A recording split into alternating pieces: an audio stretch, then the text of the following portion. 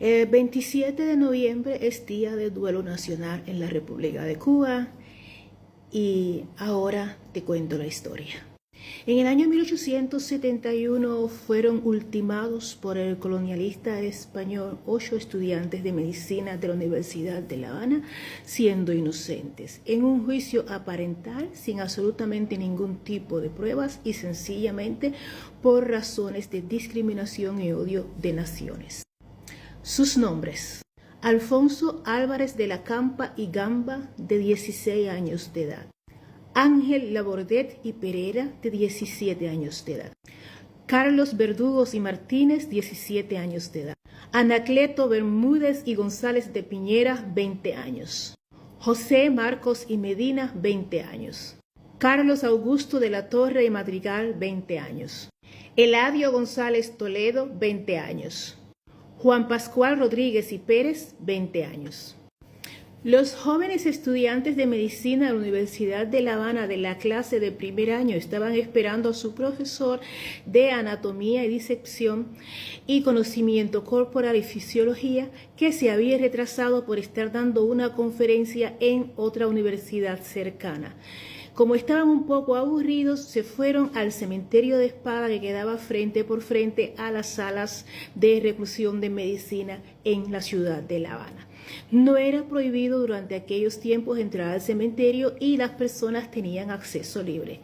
Los jóvenes estudiantes sencillamente vieron un carretón vacío de los que se utilizan para transportar los fallecidos. 4 de ellos se montaron al carretón, uno de ellos lo iba empujando. Durante el transcurso en lo que estaban ellos sencillamente bromeando y deambulando por el cementerio sin hacer nada que fuese prohibido, uno de ellos arrancó una rosa blanca de uno de los jardines aledaños. Luego los jóvenes se regresaron sencillamente hacia la universidad para esperar por su profesor. El guardián del cementerio, un señor llamado Vicente Cobas, se molestó mucho de que los jóvenes hubiesen estado en el cementerio y fue y les hizo una denuncia inventada frente al gobernador de la ciudad. El gobernador político Dionisio González Robert estaba a poco tiempo de regresar a España y vio sencillamente el caso como una oportunidad, ya que en aquellos tiempos la corona estaba dando premios grandes por todo tipo de denunciamiento que fuese a actitudes que fuesen en contra de la corona, por lo cual se hizo un ensañe y mandó a detener a los estudiantes. La acusación falsa de Vicente Cova fue de que los estudiantes habían rayado el cristal de la tumba de Gonzalo Castañón. Gonzalo Castañón era un periodista español que se caracterizaba por sus actitudes racistas y genocidas. Era el director del periódico La Voz de Cuba y era de la opinión de que en Cuba no debía existir cubanos. Citemos sencillamente sus artículos escritos en los días 5, 6, 8 y 12 de enero del año 1870 en el periódico La Voz de Cuba, con el título Reconstrucción y Repoblación. Nos dice Castañón sobre los cubanos: que su número sea mayor o menor, que su calidad sea mejor o peor, importa poco. Lo que nos interesa es anularlo, es destruirlo por completo, porque mientras uno de ellos exista y tenga algún modo de herirnos, no podremos estar tranquilos. Hace falta repoblar la isla con elementos exclusivamente españoles. Si Cuba ha de continuar siendo española, es necesario variar radicalmente. 2 días más tarde se les hace juicio a los estudiantes sin ningún tipo de prueba. Sencillamente, siquiera se negaron incluso a ver si la tumba estaba realmente dañada, lo que no era real. O sea que la tumba estaba intacta, aún así fueron condenados 5 de ellos directamente a la pena capital. 3 de ellos se sumaron a esta pena capital porque fueron elegidos al azar. El cuerpo de voluntarios de españoles dijo que 5 eran muy pocos, entonces escogieron a los 4 que habían jugado con el carretón, al que había arrancado la flor, y los otros 3 fueron escogidos directamente así al azar. Fueron después, el día 27, sencillamente se cumplió la sentencia en el muro de La Habana. Alonso Álvarez de la Campa y Gamba El de 16 años, el más joven y que fue el que cogió la flor, tenía como hermano de leche, ya que habían sido amamantados por la misma madre, al señor José de la Campa, un negro esclavo que se sabe que en aquellos tiempos los esclavos tomaban el mismo nombre de sus amos. Además de esto, el negro esclavo José de la Campa pertenecía a la Fundación Abacuá. Era miembro del plante Bacoefo. Mientras que Alonso, con su temprana edad, también era suecobio, ya que acababa de ingresar al juego a Canarán Efo Muñón, que era la primera potencia abacuá para blancos. Antes la noticia de la sentencia de que los niños estudiantes de medicina iban a ser ultimados, la asociación abacuá se reúne y decide impedir el hecho. Las potencias abacuá toman un acuerdo y se reúnen para hablar del caso. La primera reunión fue en el Hospital de San Lázaro, la segunda en la fábrica de tabacos Romeo y Julieta.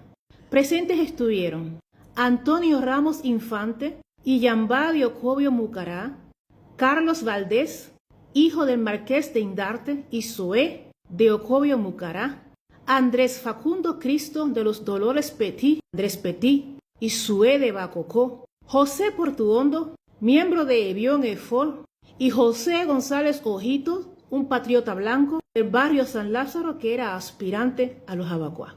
Fallecieron en el ataque a los voluntarios Adolfo García y Cirilo Mirabal el día 26 y 27 heridos de bala. En La Chorrera, el día 25, Pepe Rusia ultimida a uno de los celadores y los voluntarios lo ultimidan después a él en la calle Vapor.